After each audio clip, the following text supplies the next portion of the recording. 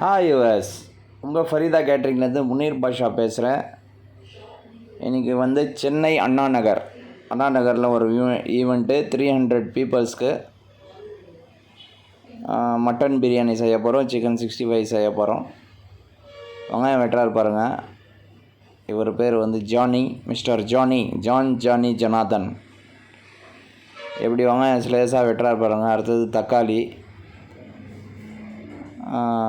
எல்லாமே ப்ரிப்பேர் பண்ணி ரெடி பண்ணி வச்சுருக்காங்க கரெக்டாக. மட்டன் வந்து 75 கேஜிஸு.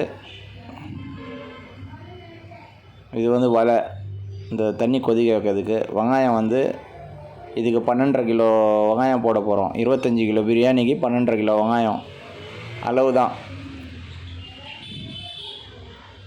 இந்த சட்டியில் 12.5 கிலோ வெங்காயம், அந்த சட்டியில் 12.5 கிலோ வெங்காயம். அப்புறமா எஸ்விஎஸ் ஆயில்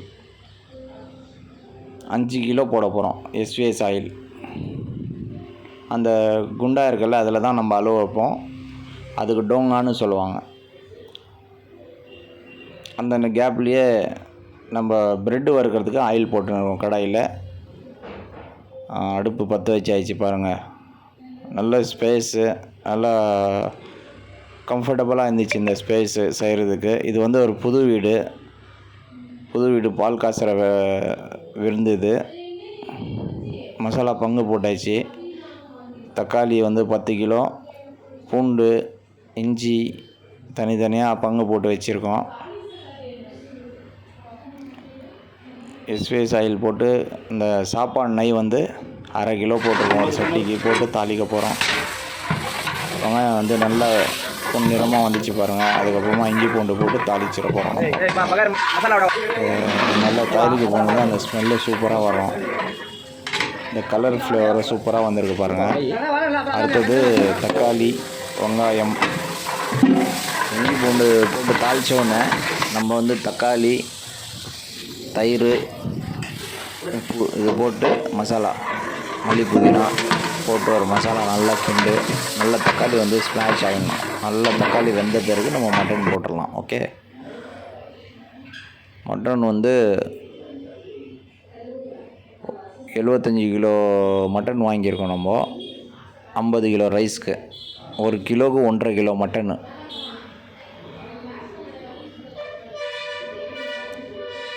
நல்லா மட்டன் போட்டு நல்லா கிண்டணும். மட்டன் போட்டு நல்லா கிண்டி ஒரு 45 மினிட்ஸ் அப்படியே நல்லா விட்டுறணும். அது 45 மினிட்ஸில் ஒரு 10 மினிட்ஸ் தான் நல்லா ஹெவி ஃப்ளேமில் நல்லா கட்டை வச்சு நல்லா கொதிக்கணும்.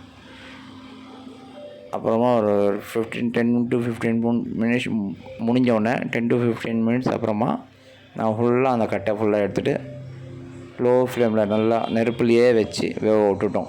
கறி நல்லா சாஃப்டாக வெந்துச்சு. இப்போ தான் நம்ம அரிசியை ஊற போடும். நம்ம பிரியாணி செய்கிறது ஃபுல் அண்ட் ஃபுல் வந்து இண்டியா கேட் கிளாசிக்கு பிராண்டு அரிசி. நல்லாயிருக்கும். பார்த்திங்களா ஸ்பேஸ் எப்படி இருக்குது. நல்ல ஒரு கார்டனில் நம்மளுக்கு நல்ல ஒரு ஸ்பேஸ் கொடுத்து சமையல் செய்கிறதுக்கு.